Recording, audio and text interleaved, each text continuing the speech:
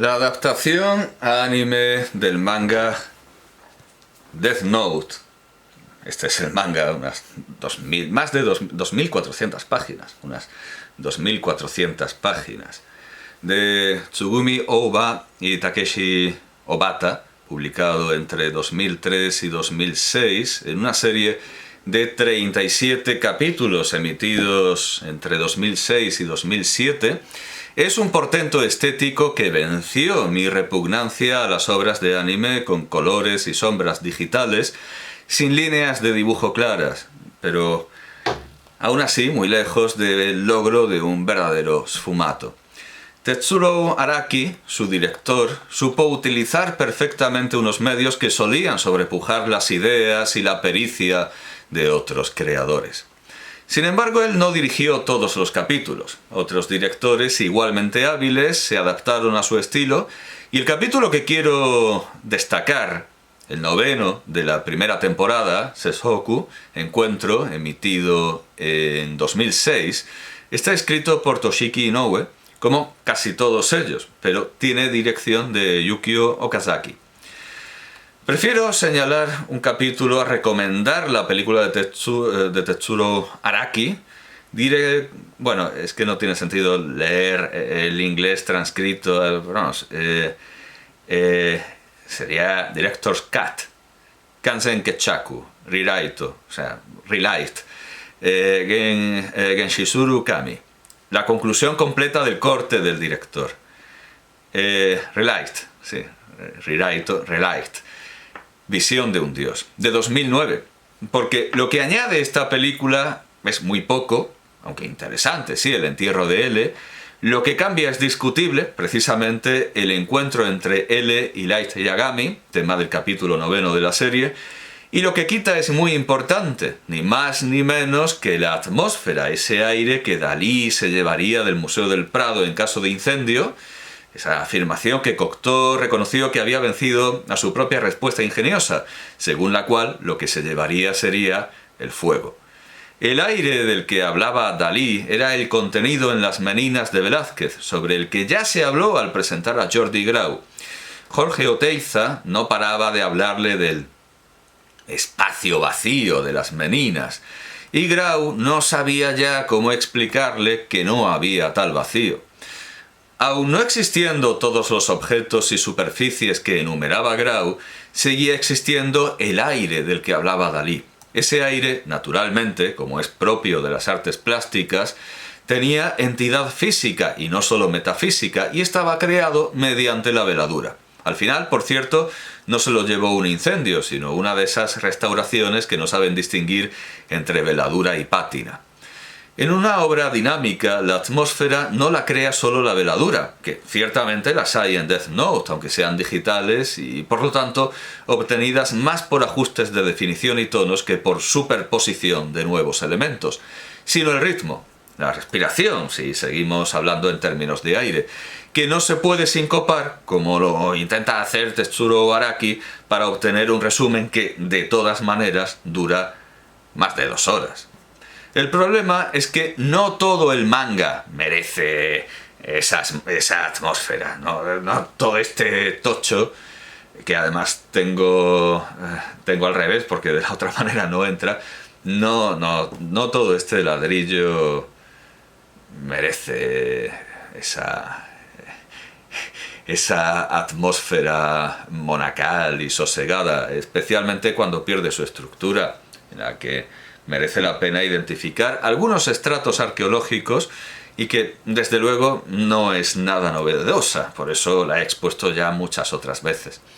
Tenemos nuevamente a Jacob intentando engañar al pelirrojo Esaú, solo que con las figuras invertidas. Aquí el pelirrojo es Light Yagami, que intenta engañar, y el moreno L, aunque en el anime su pelo resulte azul por una convención habitual que representa el negro como azul, que intenta no ser engañado, para lo cual, como en otros grandes clásicos policíacos, desde Crimen y Castigo de Dostoyevski a la serie Columbo, tendrá que fingirse a menudo tan simple como Esaú y aun como Gedeón, y callar que sabe lo que sabe.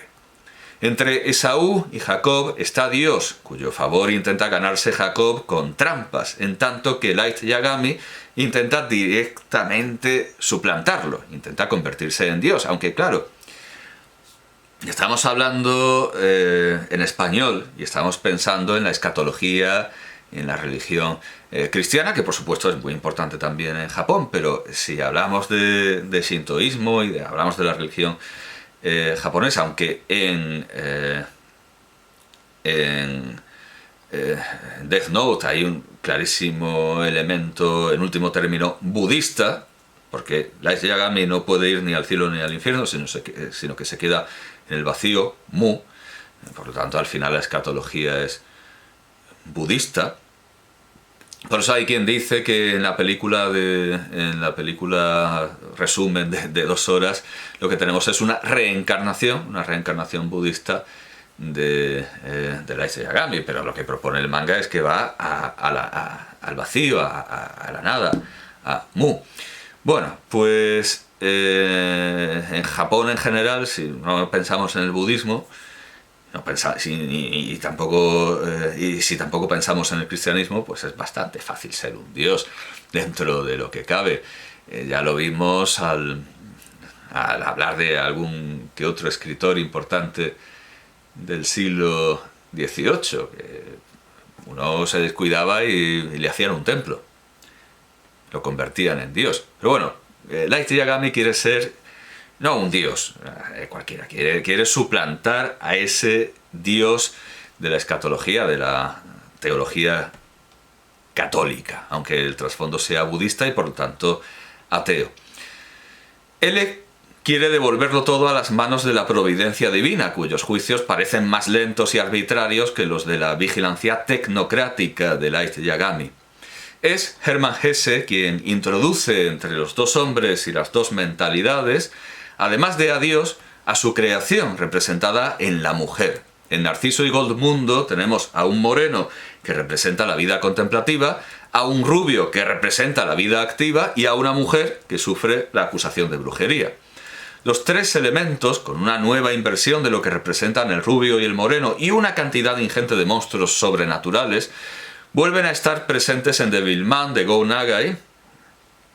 Y al adaptar los personajes y la estructura de Devilman para Berserk, Kentaro Miura añadió a las 2 ideas representadas por las figuras masculinas con color de pelo diferente y a la mujer que las padece, la mujer que está ahí para sufrir, una figura preternatural que habla con el protagonista y no con el antagonista, aunque en realidad no fue así. Como Miura iba improvisando, esa figura preternatural no existe en el arco cronológico en el que se da la imitación de Devilman, el famoso arco de la juventud dorada, y solo vuelve cuando se intenta estirar el chicle de una historia post-apocalíptica que ya no tiene ningún sentido, como no lo tienen las que sacó el propio Nagai, convirtiéndose así en algo peor que el Gran Gazoo en los Picapiedra de Flintstones.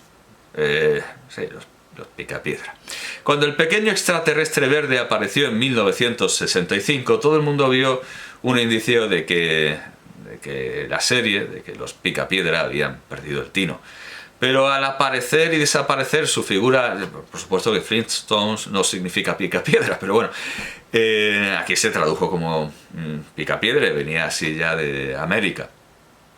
Pero al aparecer y desaparecer su figura análoga en Berserk, quedaba claro que la serie había perdido el Oremus desde el principio. Berserk nunca tuvo tino. Death Note incorpora todos estos precedentes, incluyendo en el anime, que no en el manga, el baño de los 2 personajes masculinos de Berserk, cuando en Devilman el agua no estaba sino en una versión aún más perversa, porque ya era una versión de la bañera de Shizuka aún más perversa, la bañera de Shizuka de Doraemon, o no, porque al menos Miki Makimura va a la secundaria, pero Shizuka Minamoto va al colegio. Pero también repite Death Note el error de Berserk, dando lugar a largas ausencias del personaje sobrenatural que da sentido a todo, que es Ryuk. Que haya capítulos enteros en los que no aparezca resulta tan ridículo como una comedia del siglo de oro en la que no haya un gracioso. No hay que olvidar en ningún momento que toda la trama está incardinada a divertir a Ryuk, aunque muchas veces dudamos seriamente de que pueda estar haciéndolo, a no ser que comparta con los cenobitas de Hellraiser algo más que el aspecto y sea algo sadomasoquista.